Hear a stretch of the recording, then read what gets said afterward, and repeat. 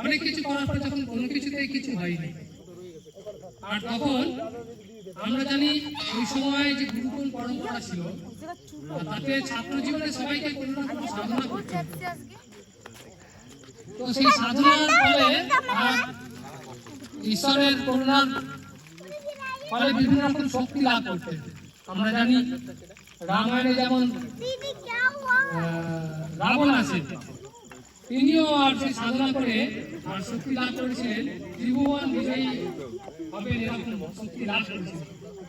কিন্তু তার যে বোন ছিল সুপর্ণাকা, সুপর্ণাকার ফাঁদে পড়ে তিনিও এরকম রাজা হিরণ্যকশিপু আর তিনিও তার যে বোন ছিল হোলিকা আর তার ফাঁদে পড়েছিলেন। কিরকম না, তার ইচ্ছা ছিল দাদার থেকে কিছু একটা ভালো পুরস্কার নেবে।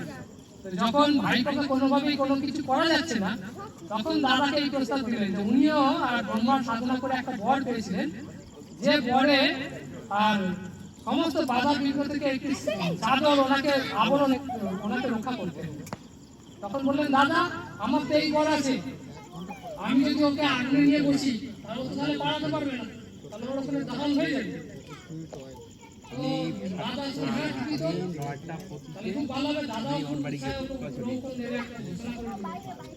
সেই অনুযায়ী একদম দিন রেখে ভালো করে চিতা সাজিয়ে আর তার উপর হোলিকা নিয়ে বসবে, যথারীতি ঢাক বাজিয়ে একদম ওই হুল্লোড় করে যখন অগ্নি দাহন সংযোগ করা হলো, তখন হলো কি উল্টো ঘটনা ঘটল। কি হলো না, ওনার যে বর্ম রক্ষার যে বর্ম চাদর ছিল সেটা উল্টে আর প্রহ্লাদের ওপর পড়লো। আর যখনই অগ্নি সংযোগ হলো, যাইতে শুরু হলো, দেখা গেল হোলিকারই দহন হয়ে গেল। তখন উনি চিৎকার করতে করতে বলছে, প্রভু এটা কিরকম বিচার হলো, আপনি তো আমায় বর দিয়েছিলেন। তখন ওপর থেকে আর আকাশবাণী যেটা হলো যে যে বর দেওয়া হয়েছে সেটা লোক কল্যাণের জন্য, মনুষ্য সমাজের কল্যাণের জন্য, তুমি যেটা ব্যবহার করেছো সেটা হচ্ছে অকল্যাণের জন্য, মনুষ্য সমাজের ক্ষতি করার জন্য। সেই জন্য তোমার এই যে বর সেটা উল্টো ফল প্রদান করছে।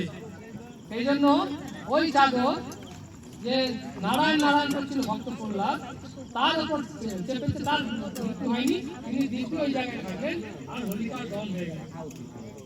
এইটাকে উপলক্ষ করে আজও সনাতন পরম্পরায় এটা চলে আসছে যে আমাদের মনের মধ্যে যার এরকম খুব চিন্তা আছে, খুব ভাবনা আছে, সেগুলো আমরা এই দিনে আর আমরা কোনো না কোনো উপকরণ ওর মধ্যে দিয়ে আমরা মন থেকে সংকল্প করি যে আমার মধ্যে যা কিছু এরকম খারাপ চিন্তা ভাবনা আছে সেটা দহন হয়ে যাক, আমার মধ্যে আবার নতুন চিন্তা ভাবনা জাগ্রত।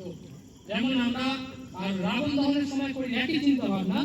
রাবণ সব থেকে বড় শিব ভক্ত ছিলেন, তার মধ্যে অনেক ভালো গুণ ছিল, কিন্তু অহংকার করে তার মধ্যে যে দুর্গুণ উপস্থিত হয়েছিল, আমরা রাবণ দহনের মধ্যে সেই দুর্গুণ গুলোকে দাহ করি।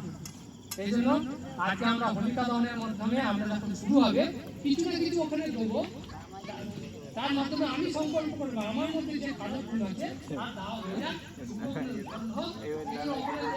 দাহন হয়ে যাওয়ার পর ওখান থেকে অনেকে টিকা লাগায়, ওখানে অনেকে সঙ্গে নিয়ে যায়, অনেকে এক একজন এক এক ভাবে করেন। মূল বিষয় হচ্ছে আমার মধ্যে যা কিছু খারাপ গুণ আছে, চিন্তা ভাবনা আছে, এটা আমার একান্ত ব্যক্তিগত, আমি সেখানে ওখানে সমর্পণ করে দিলাম আর কামনা করলাম আমার মধ্যে ভালো গুণের উদয় হোক।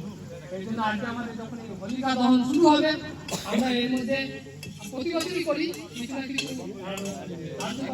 দিয়ে আমার মনের কাছে সমর্পণ করে দিই আর কামনা করি আরো কিছু উদয় আমার মধ্যে হোক, আবার নতুন করে আমার মধ্যে বিবেক বুদ্ধি জাগ্রত হোক।